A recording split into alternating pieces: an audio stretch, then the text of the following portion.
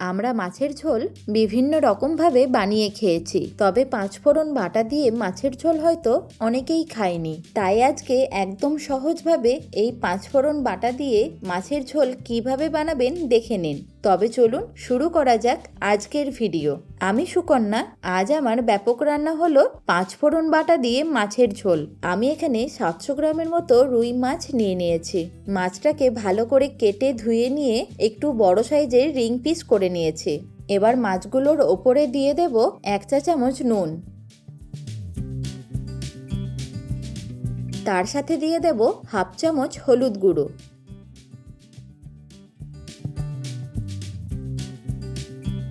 আর 1 table চামচ সর্ষের তেল।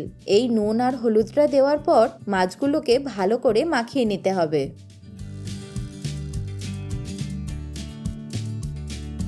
ভালো করে মাখিয়ে নেওয়ার পর এবার এই প্লেটটাকে একটা সাইডে রেখে দিচ্ছি। আমি এখানে কিছু সবজি নিয়েছি মাছের ঝোলেতে দেওয়ার জন্য। এখানে নিয়েছি 7 থেকে 8টা শিম, 2টো মাঝারি সাইজের আলু, আর নিয়েছি একটা অর্ধেক বেগুন। এবার শিমের আঁশগুলোকে এইভাবে একটু ভালো করে ছাড়িয়ে নেব। যদি একটু বড় শিম হয় তাহলে অর্ধেক করে নিতে হবে, আর যদি একটু সাইজে ছোট হয় তাহলে গোটাই রেখে দিতে হবে।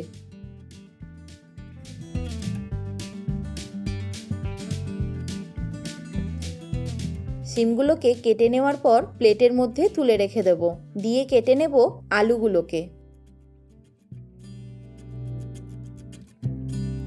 আলুগুলোকেও আমি একটু এইরকম লম্বা করে কেটে নিচ্ছি।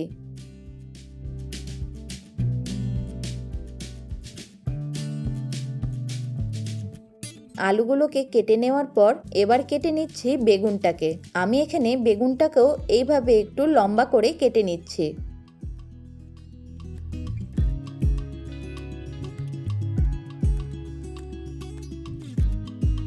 সব কিছু কেটে নেওয়ার পর প্লেটের মধ্যে তুলে রেখে একটা বাটির মধ্যে নিয়ে নিচ্ছি উষ্ণ গরম জল। তার মধ্যে দিয়ে দেব 7 থেকে 8টা বীজ ছাড়ানো শুকনো লঙ্কা। এতে রং হবে, কিন্তু খুব বেশি ঝাল হবে না। এবার একটা প্লেট চাপা দিয়ে লঙ্কাটাকে 10 মিনিটের জন্য ভিজিয়ে রাখবো। এবার একটা কড়াই বা ফ্রাইং প্যানের মধ্যে দিয়ে দিতে হবে 1 টেবিল চামচ পাঁচফোড়ন। এই পাঁচফোড়নটাকে একটু শুকনো খোলায় ভালো করে ভেজে নেব। যেহেতু পাঁচফোড়নের মধ্যে মেথি থাকে, তাই শুকনো খোলায় একটু ভেজে নিলে আর তেতো ভাবটা থাকে না। পাঁচফোড়নটা ভাজা হয়ে যাবার পর একটা বাটির মধ্যে ঢেলে নেব। এবার একটা কড়াই নিয়ে তার মধ্যে দিয়ে দেব বেশ খানিকটা সর্ষের তেল। তেলটা ভালো মতো গরম হয়ে গেলে তার মধ্যে দিয়ে দিচ্ছি 1 চা চামচ নুন। তেলের মধ্যে যদি একটু নুন দেওয়া হয় তাহলে মাছগুলো ভাজার সময় কড়াইয়ে আর লেগে যায় না। এবার মাছগুলোকে আমি ব্যাচ ওয়াইজ ভেজে নেব। মাছগুলোকে হালকা করে এপিট ওপিট করে ভেজে নিচ্ছি। দুটো সাইডই ভালো করে ভাজা হয়ে যাবার পর প্লেটের মধ্যে তুলে নেব।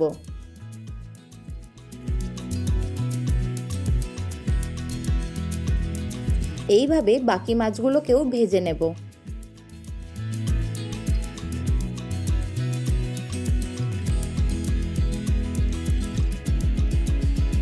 এবার এই মাছ ভাজা তেলের মধ্যেতেই দিয়ে দিচ্ছি কেটে রাখা আলুগুলোকে। তার মধ্যে দিয়ে দিচ্ছি হাফ চামচ হলুদ গুঁড়ো আর হাফ চামচ নুন। এবার আলুগুলোকে একটু লালচে করে ভেজে নিতে হবে। লালচে করে আলুগুলো ভাজা হয়ে যাবার পর তুলে নিয়ে ওই তেলের মধ্যেতেই দিয়ে দেব কেটে রাখা শিমগুলোকে। শিমগুলোকেও একটু হালকা করে ভেজে নিতে হবে।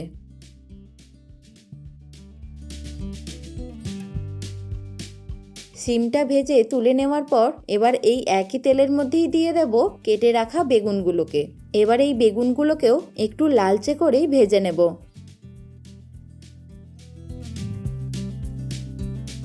বেগুনগুলোকেও খুব ভালো করে ভেজে নিয়ে তুলে নিচ্ছি।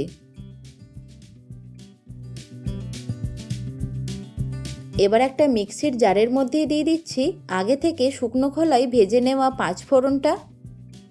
তার সাথে দিয়ে দিচ্ছি আগে থেকে ভিজিয়ে রাখা শুকনো লঙ্কাগুলোকে।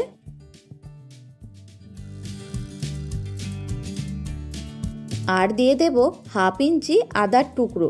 এবার সামান্য একটু জল দিয়ে একটা মসৃণ পেস্ট বানিয়ে নিচ্ছি।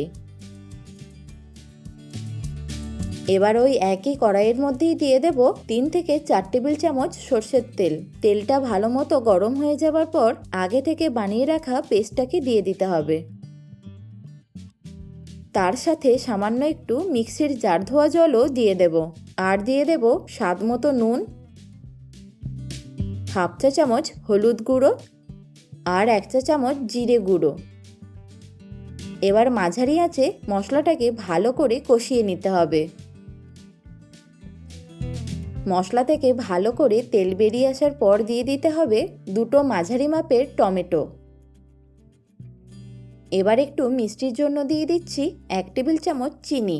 আবারও একবার ভালো করে নাড়াচাড়া করে নিয়ে ভেজে রাখা সবজিগুলোকে দিয়ে দেব। সবজিগুলো দিয়ে আবার একবার মাঝারি আঁচে ভালো করে নাড়াচাড়া করে নিতে হবে। এবার ঝোলের জন্য দিয়ে দিচ্ছি 2 কাপ উষ্ণ গরম জল। আঁচটাকে জোরে দিয়ে এবার ঝোলটাকে ভালো করে ফুটিয়ে নিতে হবে। ভালোভাবে ঝোলটা ফুটে যাওয়ার পর এবার ভেজে রাখা মাছগুলোকে দিয়ে আঁচটাকে কমিয়ে দেব। তাতে সবজিগুলো সুন্দরভাবে সেদ্ধ হয়ে যাবে।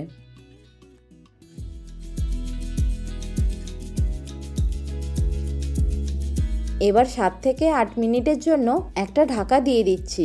8 মিনিট পর আবার একবার ঢাকাটা খুলে একবার ভালো করে নাড়াচাড়া করে নিয়ে ভেজে রাখা বেগুনগুলোকে দিয়ে দেব।